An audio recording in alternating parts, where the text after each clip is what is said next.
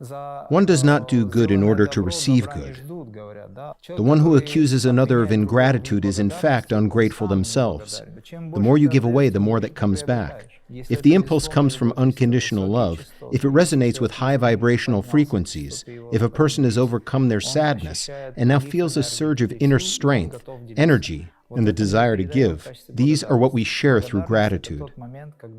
Gratitude is a feeling that is not only felt, but shared. We transform what we've received into something we can share. That is why I always encourage spiritual seekers to begin by embracing a simple truth. Everything that occurs in this universe serves the good.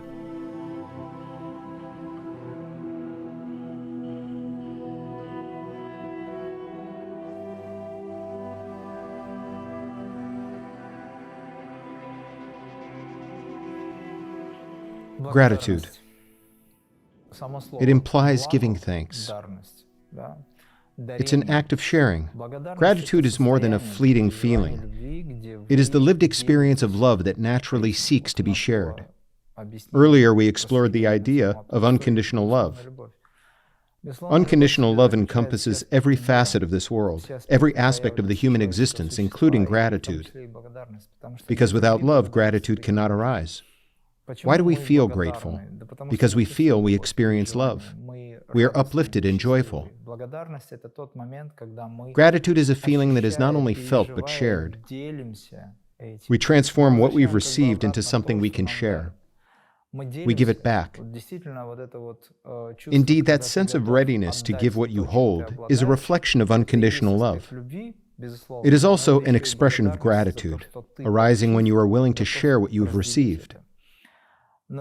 But gratitude is not limited to moments of joy. There are times of suffering when one suddenly realizes that this pain is paradoxically the greatest act of love. And here lies a subtle line, one that people must learn to perceive. In that realization, gratitude becomes a wellspring of energy.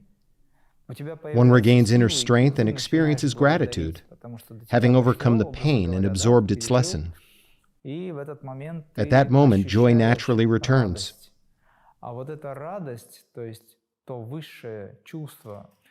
This joy is the highest of feelings born when a person, through the experience of love, again feels compelled to share.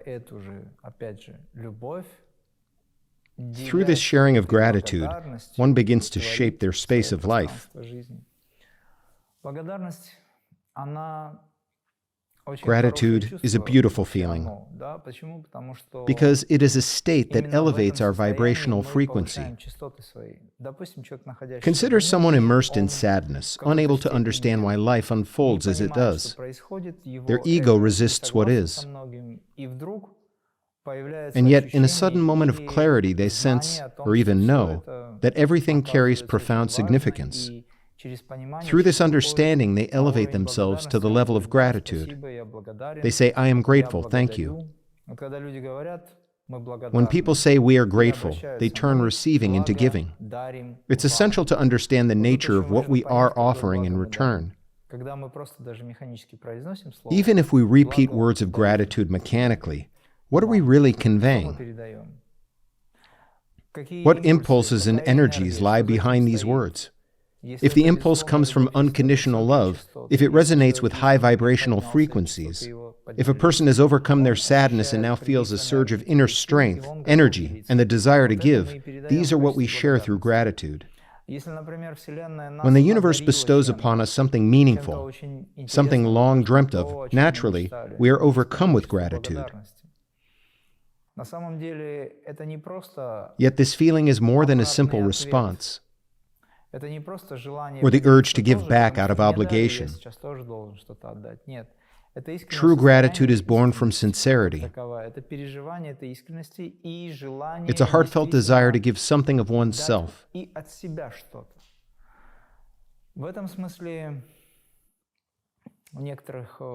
In certain traditions, this principle is known as dakshina.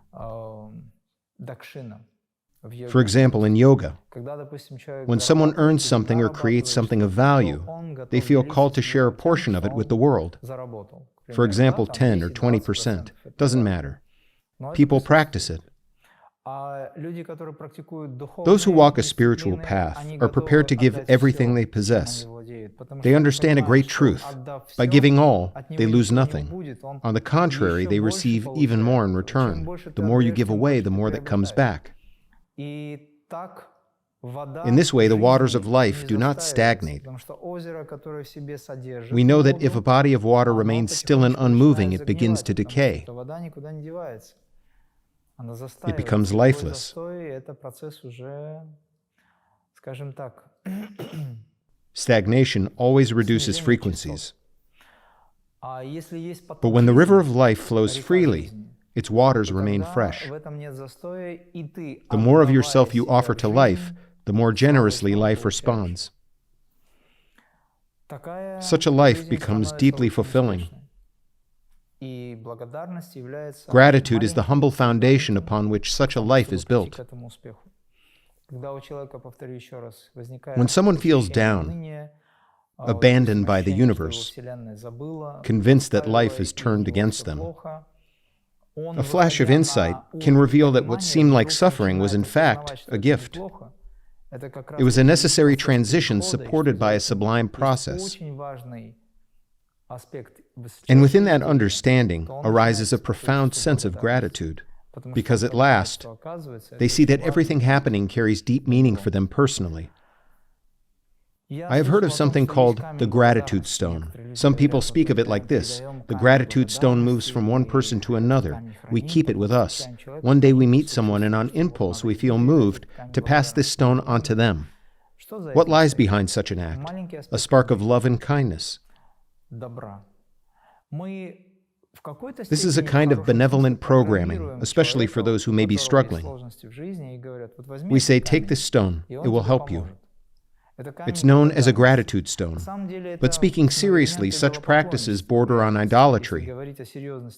It's important to understand it. And yet, paradoxically, they work. The person receiving the stone begins to believe in it. They say, I was given this gratitude stone. I've kept it with me ever since, and things have started to improve. The person has conditioned their mind. Their subconscious, having accepted the stone as meaningful, aligns itself accordingly. It believes this object will bring change, and so it does. Essentially, this is a form of autosuggestion. But why does this happen? Why does this have a positive effect? Because with that object, you pass on a piece of your inner state. It doesn't matter whether it's a stone of gratitude, a postcard, a gratitude card, or even a so-called letter of happiness. What matters is that these objects carry within them your sincere wish for goodness, your unconditional love, a piece of your own being. Beneath this outer symbolism lies energy. But if we know how it works, why don't we act directly? Why don't we radiate peace and serenity to all living beings? Why can't we, or rather, why don't we? We can, but most of us don't. People do not radiate grace, except for those who commit to spiritual practice. Samasta loka sukhino bhavantu. May all the worlds be happy. Loka samasta sukhino bhavantu.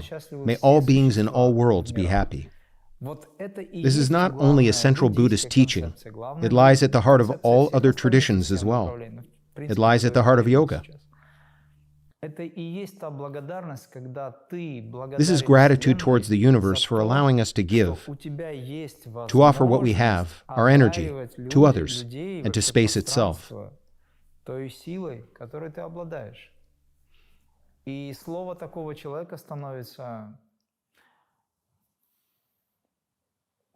Words uttered by such people crystallize.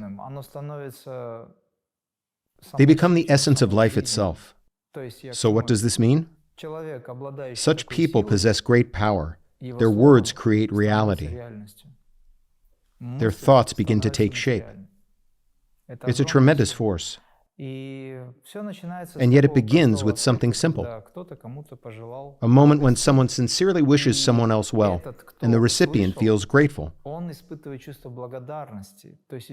This is the process of energy exchange. When we exchange energy, we amplify it. It's not a case of 100% being split 50-50 between the giver and receiver. No. The secret is that 100 becomes 200, then 300, then 1,000. The expansion depends entirely on how open the heart is in that moment. This is the mystical dimension of the process. When you share everything you have, your very self, the energy intensifies. You don't lose anything. In fact, the process is enhanced. They have 100 and you still have 100. And when two people share their energy in this way, it can increase by thousands of percent.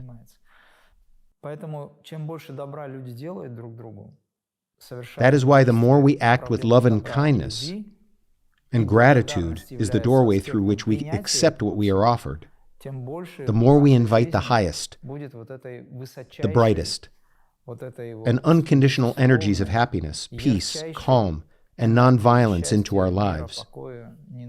And when those energies take root, life begins to change rapidly. To achieve this, it's important to be mindful of one's own thoughts. The purity of thought and intention is essential. I spoke about this previously. There exists a simple meditation that was transmitted by the Avatar. This is a meditation on light, where we direct our thinking, seeing, hearing, speaking, and feeling towards the primary source. Our actions, whether performed or merely spoken of, are guided by the intention to reflect the nature of the primary source. This is the essence of meditating on light. Here, light is not merely physical illumination or vibration. It is the light of the soul. It is a philosophical understanding. This light illuminates consciousness itself, reaching the consciousness of every cell. This method is practiced in Kriya, the meditation on light, and is known as Amrit Kriya. It is this very light, the light of the soul, the light of the spirit, that we awaken to and begin to feel as a living force. This is the fruit of our gratitude. Through this experience, we feel united with others and uplift each other. We share grace. But what is grace, truly? For those inspired by the image of Shiva, revered in Vedic yoga, the same Shiva is translated as gracious, or more precisely, the supreme grace. In essence, being, or the primary source, is nothing other than grace itself. So in the Vedic tradition, within Hinduism, Shiva is seen as an embodiment of supreme goodness, the benevolent aspect of the divine. Within some schools of Shaivism, he is considered the supreme being. The same principle applies to other manifestations, beyond any particular name or form. Yet the name Shiva can be translated as gracious. And when we share grace, we are giving what we truly possess. What is it? Every one of us possesses inner divinity. Each of us is a living expression of divine power and love. This is the foundational concept of yoga. Through this understanding, our lives can transform swiftly. Society, too, is meant to reflect this, to become perfect, serene, benevolent, and gracious. We must live in harmony, and all the thorns that pierce our lives would wither and fall away. We cannot say that contemporary society reflects this ideal. Every individual carries personal struggles. But when a critical mass of spiritual energy is gathered and manifested, a shift will occur. For that to happen, more people must turn to spiritual practice. Only then will society become truly calm, serene, and benevolent. This is why yoga and meditation are in many ways our salvation.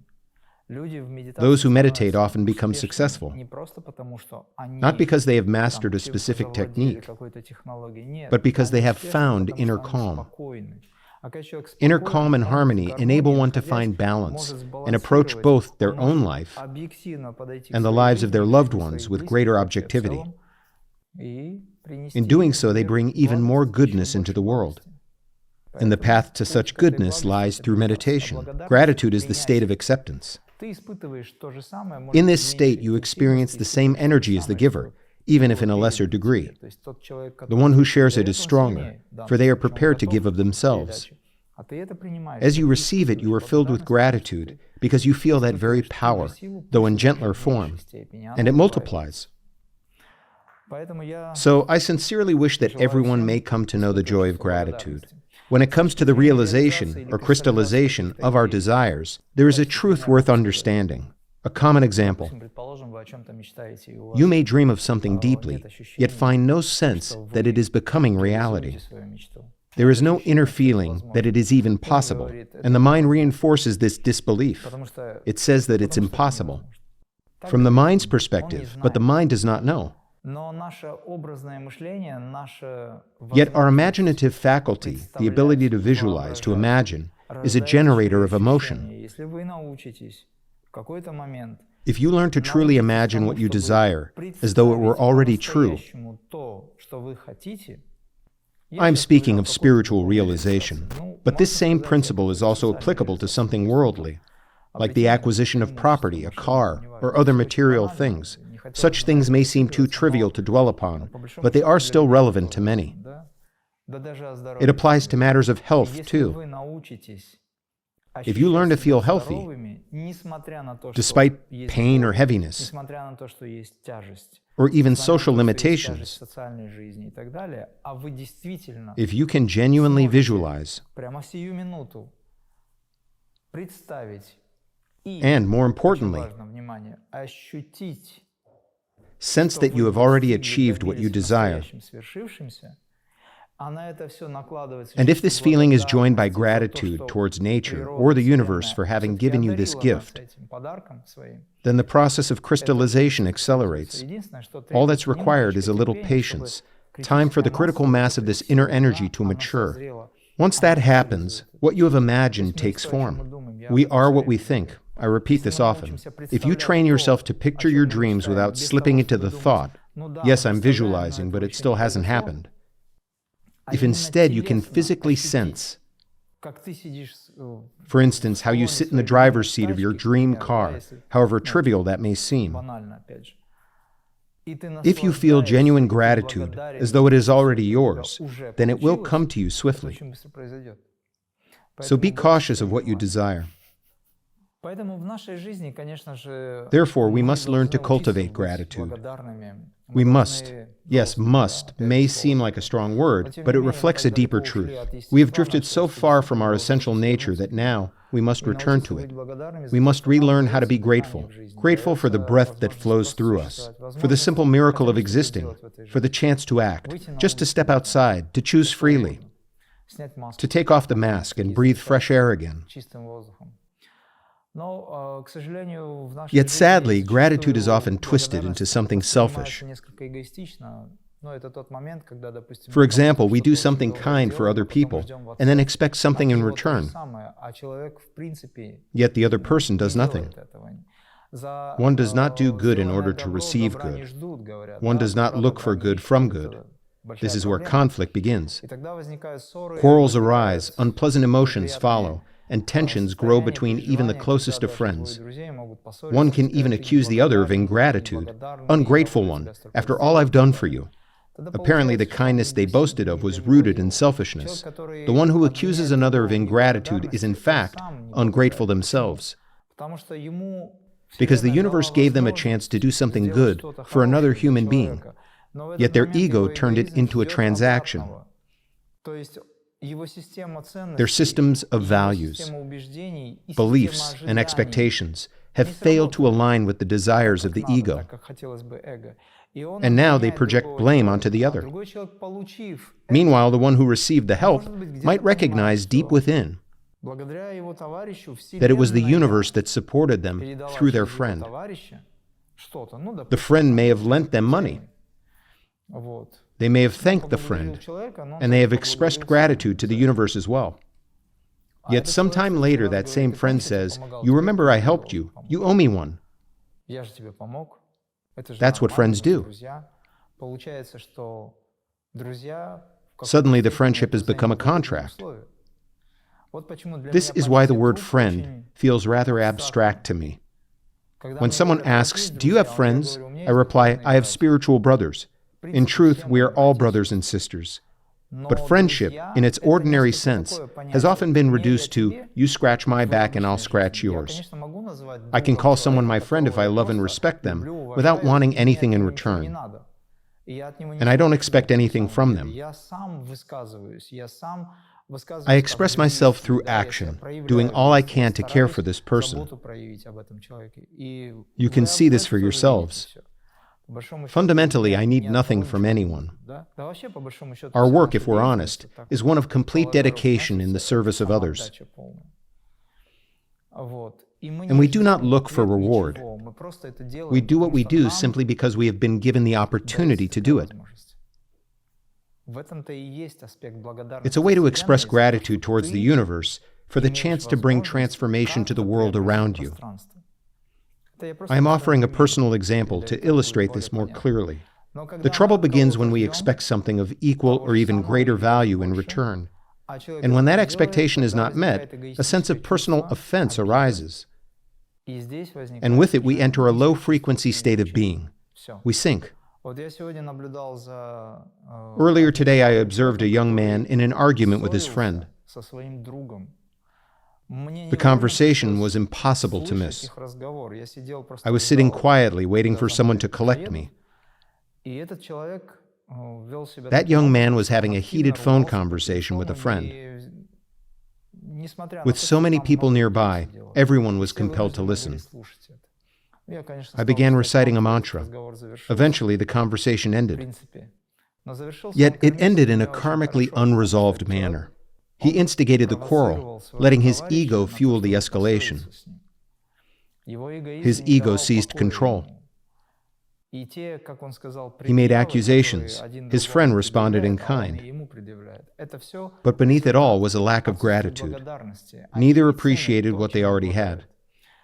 Perhaps in time they'll reconcile, maybe even in another lifetime. But in this moment they clashed. Why? Because one expected something from the other that was not given. This is how the ego operates. But what does sincere gratitude look like? You are helped, and you help in return. But you do it for a higher purpose. In yoga, this is known as karma yoga. Whenever you act in the service of the higher, rather than for the sake of any individual. You serve others, but in them, you see the presence of the higher. You lend your aid to the Creator who reveals Himself through this individual. That's the whole secret. You will not be shaken by negative emotions if this person later treats you with coldness or unkindness. You will remain unaffected. You see? You will feel free. More than that, you will feel grateful. Grateful that you have the power and the opportunity to help. We have been granted innumerable chances to transform this world, countless opportunities. And the very first, the most essential opportunity, is the opportunity to work on oneself. The chance of inner change. Feeling grateful that the universe brings us the right people, the right knowledge, the right conditions for self-discovery and self-transformation. This awakens your love for the world and other people. There are countless examples. Earlier, I spoke about two friends. But this also applies to the relationship between parents and children. Yoga of the High Path views parents as manifestations of the Supreme. Whether they were ideal or not, we ought to be grateful to them for creating the conditions that allowed us to live, for raising us as best they could, even if it wasn't the way we might have wished. They raised us and set us firmly on our feet. The universe expressed its care through them. I am referring to families that are reasonably functional. Yet a person grows up, becomes independent, develops their own interests, and then slowly begins to forget what it means to have a mother or father. They forget the importance of helping them, of caring for their parents as they are aging, weakening. I believe it is a great shame when elderly parents are left in a nursing home. You see, this is a shame. It should never come to that. In Japan, for instance, there are no nursing homes. Can you imagine that? There's no pension system either because children take care of their parents. Parents live with their children. In the Caucasus, and certainly in Russia, the tradition to regard one's mother and father as a blessing, even in adulthood, has been upheld for centuries. Ingratitude is when a person forgets their parents and their own children, living solely for themselves, in selfishness. A mother, being just as human as anyone else, may feel resentful. Her ego is hurt. She might say, "You ungrateful son." But is he truly ungrateful? Or is there more to it? Perhaps he is struggling in ways she cannot see. The ego brings confusion into their relationship, with each person focused on defending their own interests. This is a big problem. And yet love dissolves it all. I once witnessed two people caught in a very heated argument. They were on the brink of violence. But when a powerful wave of love reached them, they burst into tears, embraced each other like brothers, and asked each other for forgiveness, because they were overcome by this force of love transmitted to them at that moment. I won't speak now about how that force was transmitted, but I can tell you it was real. Everyone present saw their attitude towards each other transform in a single moment. Wherever the Spirit is present, goodness always follows. If, in moments of a family conflict, this immense force could manifest, it would immediately dissolve the argument and restore the harmony. But why are such moments rare? Because we shut ourselves off from this force and do not permit ourselves to embrace it. And why don't we embrace it? Because we prefer to pamper our ego, our intellect. Those who walk a spiritual path embrace acceptance. They learn to accept and love whatever arises. Even the difficult emotions stirred in moments of resentment or other unsettling experiences, they learn to love whatever they feel. In yoga, we say that we learn to love what we dislike. There are many things that we dislike, but we learn to accept them. And to accept means to love. To accept and to welcome, two different concepts. That is why I always encourage spiritual seekers to begin by embracing a simple truth. Everything that occurs in this universe serves the good. And even the events we dislike are presented to us for a reason. And once we begin to view life in this way, we naturally find ourselves grateful for the opportunity to grow stronger, to gain understanding of many things, and to bring that understanding into our families. Such transformation strengthens families, bringing creativity into the home. It strengthens them through your beliefs that guide you inward, rather than outward. That is what truly matters. This is how societies are sustained. This is how nations endure. This is how humanity will survive.